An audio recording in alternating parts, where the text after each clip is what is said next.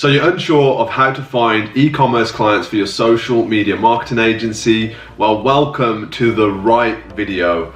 Here I am going to be telling you exactly how we have gone about going over 7 figures in revenue from focusing purely on e-commerce clients for our agency. Stick around to the end of the video where I'm going to be giving you some major keys to ensuring you can find them, sign them, and of course serve them so that you can keep them, which is the main point that most agencies are missing right now. I'm Aaron Branch, welcome to this video, let's rock and roll. E-commerce clients are out at the forefront of what we would call tech-savvy clients, which means that although there is loads of clients out there in different niches that you can work with and help through generating traffic on social media marketing, on adverts, it's actually one of the harder demographics of clients that you could choose to work with, simply because they understand so much already about what it takes to build and grow an online business. Now, when you're approaching these clients, it's important that you acknowledge that and you understand that, because if you do try to kind of come across as the ultimate authority, often you're going to offend people because they know so much about the business space online already. So trust me, you do not want to do that. So what platform should you use when you're looking for e-commerce clients? Now, just to be without doubt, what is an e-commerce business? It is a business that transacts all, if not most of their sales online through an online store. That means that when you're approaching those businesses, usually a good starting place is where they spend most of their time already. Now, in the beginning of my journey, I thought every platform had its own advantages for approaching clients. You know, LinkedIn seemed like a really good option because, of course, business people go onto LinkedIn and that's where they spend most of their time. However, the brands and the companies that I was looking to work with weren't necessarily spending their time on LinkedIn. They were spending it in the areas online which generate them the most sales. For me, that of course was Facebook and Instagram, that I recognized immediately as giving me the best results for finding these businesses. Before you can actually talk to these businesses, approach them, attract them, hook them in, you need to find where they are, right?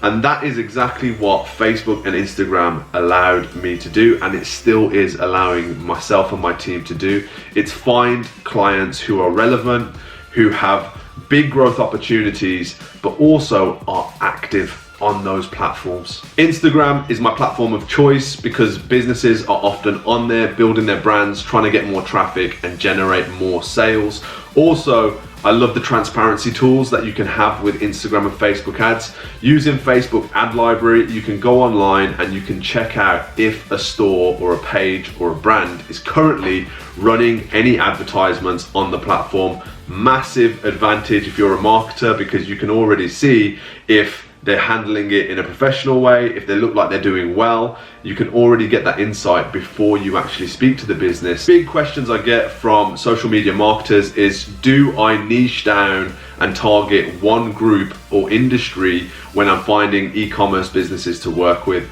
And the answer is very, very simple. For me, it is yes and no, just to complicate things a little bit. So what I recommend is, if you're just starting out and you don't know who the businesses are that you can help the most, is very simple. Go a week at a time of testing different industries or niches, as some of you may have heard of it. That allows you to then test and split your performance for generating appointments, generating book calls on the platform by which industry you're speaking to. Naturally, with different industries, you're going to get different personality types and people running those businesses. Some of them may be more active on the platform, some of them may be less active. Depending on what industry you're working in as well, a note to think about is who's actually running those profiles. Now, if you're speaking with somebody in an industry, for example, paint, right? They create paint, they create colors, hues for walls. Often, the person in that business might not be, if they're starting up, the one who's at the forefront of the social media efforts. So comparing that to somebody who, let's say, is in the makeup industry and the beauty business side of things, often they might be at the forefront of the social media efforts because they might be more savvy towards the platforms and how they're best used. So now you've chosen a niche, you're thinking about who and where do I want to target these people. You've got both of those down. Now it's all about how do you actually use the platform to find these businesses. One of the things that I've done and one of the things that we do in our business to grow is we search for keywords that are usually in the username of that particular niche. So if it's a beauty business, we start with a simple search on beauty. When you found a profile that you think is a good fit, it's all about qualifying if that's the type of business you guys actually want to work with. You as an agency owner don't necessarily want to work with every single type of industry, business, entrepreneur out there. You want to work with people who you feel you can definitely get results for. So the first thing you need to do is qualify if that profile is somebody or a business or a brand that you feel you can get results for. The quickest way to do that is by looking at their profile, looking at their activity, how active are they, how much are they posting, looking at their stories, are they active on their stories? If not, bit of a red flag, because that's a huge area for engagement and driving online conversions right now. But let's say they do fit all your criteria. They're active, they look great, they're a growing brand. Now the next question is, how do you approach them? Now you've got a few options, because using the Instagram direct message feature, you can either send a voice note, you can send a video, you can send some simple text.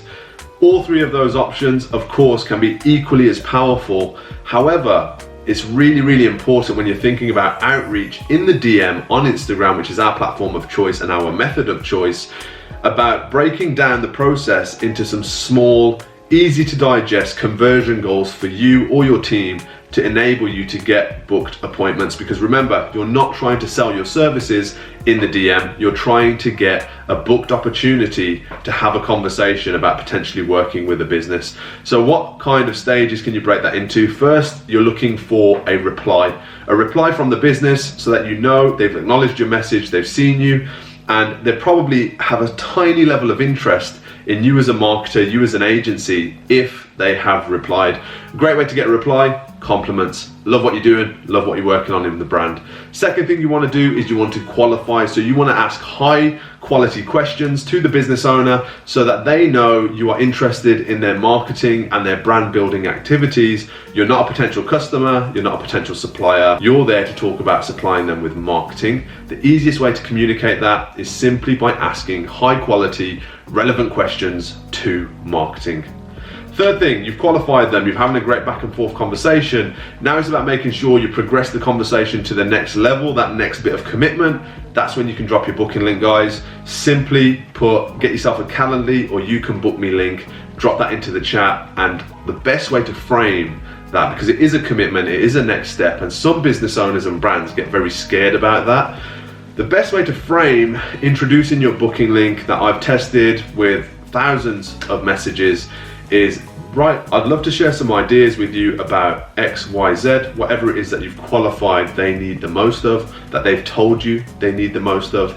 If you share some ideas, you're not selling something, and quite rightly, you should be indicating that this isn't just a sales call, because if it is, that means there's only one interest, and that interest is making you money. Often you should be getting on calls qualifying people and businesses to realize actually maybe it's not a good fit and maybe they need something else other than what you offer at that point in time in their business. So the main method we use for outreach is text. If you get aired and ghosted by whoever it is you're speaking to, of course you can follow up then with an audio message and a video message. This usually helps when you make it personalized, and also it helps the person on the other end of that message recognize that you're not a robot, okay? You're not somebody who is to be feared or somebody who isn't who they say they are. Often when you show them through an audio message or a video message, look, I'm a real person, I'm looking to genuinely have a quick 5-10 minute conversation and share some ideas on your brand, your business, love what you're doing already. Please feel free to hit me back whenever you can.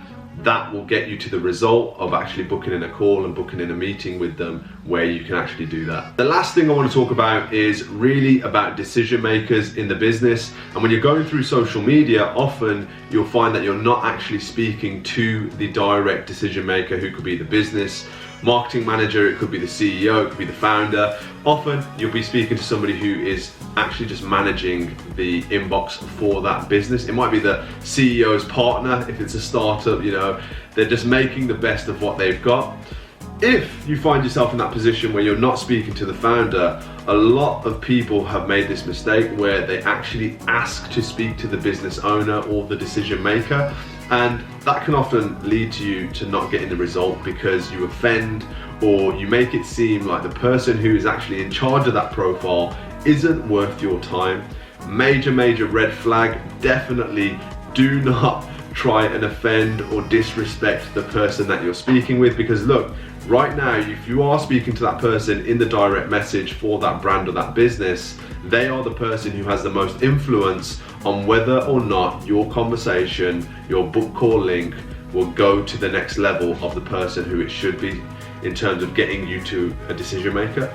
So don't trip up on yourselves, respect the person. A lot of the stuff in that step-by-step I've just given you can be done with the gatekeeper, with the person who it is that's managing the profile, not necessarily in need of any kind of decision maker at that level. It's happened so many times. We're speaking to an individual who isn't the decision maker and they actually book the call in on behalf of their CEO, their founder, because maybe it's a conversation they've had recently about finding somebody or a business or an agency to help them with their social media marketing. Now look, if you took any value from this video, I've got a blueprint you guys can follow. It is available for free, completely free, in the first 365 book, which is all about how to find and sign high ticket clients for your own agency so that you can grow a business of your dreams. It's available on the link below this video. It's just a heads up. If you found that you need some more help